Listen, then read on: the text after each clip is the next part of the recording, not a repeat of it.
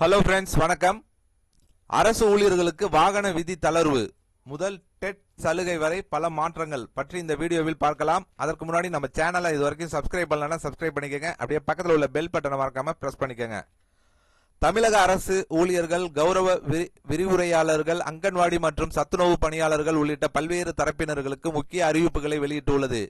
அதில் அரசு ஊழியர்களுக்கு வாகனம் வாங்கவும் விற்கவும் இனி துறை ரீதியான அனுமதி தேவையில்லை என்ற புதிய விதி பெரும் வரவேற்பை பெற்றுள்ளது.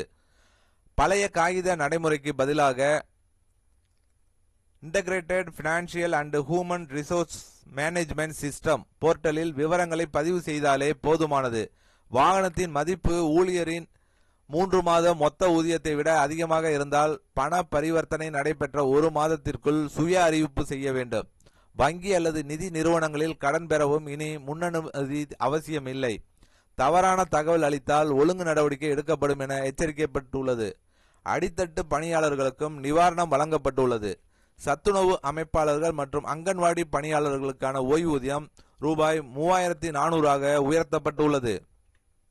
பணி ஓய்வின் போது வழங்கப்படும் ஒரு மொத்த தொகை 2 லட்சமாக அதிகரிக்கப்பட்டுள்ளது. குறு அங்கன்வாடி பணியாளர்கள், சமையல் உதவியாளர்கள், தூய்மை பணியாளர்கள் உள்ளிட்டோருக்கும் ஓய்வூதிய உயர்வு அறிவிக்கப்பட்டுள்ளது. அதேபோல் அரசு கலை, அறிவியல், பொறியியல் மற்றும் பாலிடெக்னிக் கல்லூரிகளில் பணிபுரியும் சுமார் 9646 கௌரவ விரிவுரையாளர்களுக்கு மாதாந்திர ஊதியத்தில் ரூபாய் 5000 உயர்வு அறிவிக்கப்பட்டுள்ளது. இந்த உயர்வு மார்ச் மாதம் முதல் அமலுக்கு வருகிறது. மாற்றுத்திறனாளி ஆசிரியர் தகுதி தேர்வு டெட் எழுதுபவர்களுக்கான தேர்ச்சி மதிப்பெண் 50%இலிருந்து 40% குறைக்கப்பட்டுள்ளது. 150 மதிப்பெண்களில் 75 பெற வேண்டிய நிலையில் இனி 60 மதிப்பெண் பெற்றாலே தேர்ச்சி என அறிவிக்கப்படும். இதற்கிடையே தனியார் பால் நிறுவனங்கள் லிட்டருக்கு ரூபாய் 2 வரை பால் மற்றும் தயிர் விலையை உயர்த்தியுள்ளன. உற்பத்தி சரிவு காரணமாக ஏற்பட்ட தட்டுப்பாட்டை சமாளிக்க ஆவின் கர்நாடகாவின் நந்தினி நிறுவனத்திலிருந்து பால் கொள்முதல் செய்து வருகிறது. மேலும் தகுதியற்ற ரேஷன் அட்டைதாரர்களை கண்டறிய புதிய கட்டுப்பாடுகளும் அறிவிக்கப்பட்டுள்ளன. ஆண்டு வருமானம் ரூபாய் 1 லட்சத்திற்கு மேல் உள்ளவர்கள், சொந்தமாக கார் வைத்திருப்பவர்கள், வருமான வரி செலுத்துபவர்கள் மற்றும் அரசு பொதுத்துறை ஊழியர்கள் முன்னுரிமை அட்டைக்கு தகுதியற்றவர்கள் என அறிவிக்கப்பட்டுள்ளது. வீடு வீடாக கள ஆய்வு நடத்தி தகுதி சரிபார்க்கப்படும் என்றும் விதிமுறைகளை மீறினால் அட்டை ரத்து செய்யப்படும் என்றும் அரசு தெரிவித்துள்ளது. ரேஷன் கார்டை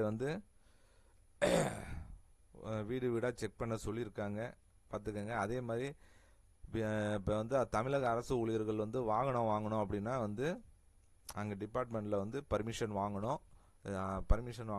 அது எவ்வளோக்குள்ள அப்படிங்கிறது ஒரு ரூல்ஸ் அண்ட் ரெகுலேஷன் அவங்களுக்கு இருக்குது. இன்னொன்று அதெல்லாம் தேவையில்லை அப்படின்னு இப்போ அறிவிச்சிருக்காங்க. அது தெளிவாக அவங்க கவர்மெண்ட்டே சொல்லியிருக்காங்க. அரசு ஊழியர்களுக்கு வாகனம் வாங்க விற்க இன்னி துறை ரீதியான அனுமதி தேவையில்லை அப்படிங்கிறத புதிய விதி தெளிவுபடுத்தியிருக்கு. ஸோ கண்டிப்பாக அரசு ஊழியர்களுக்கு இது ஒரு பயனுள்ள வீடியோவாக இருக்கும்னு நினைக்கிறேன்.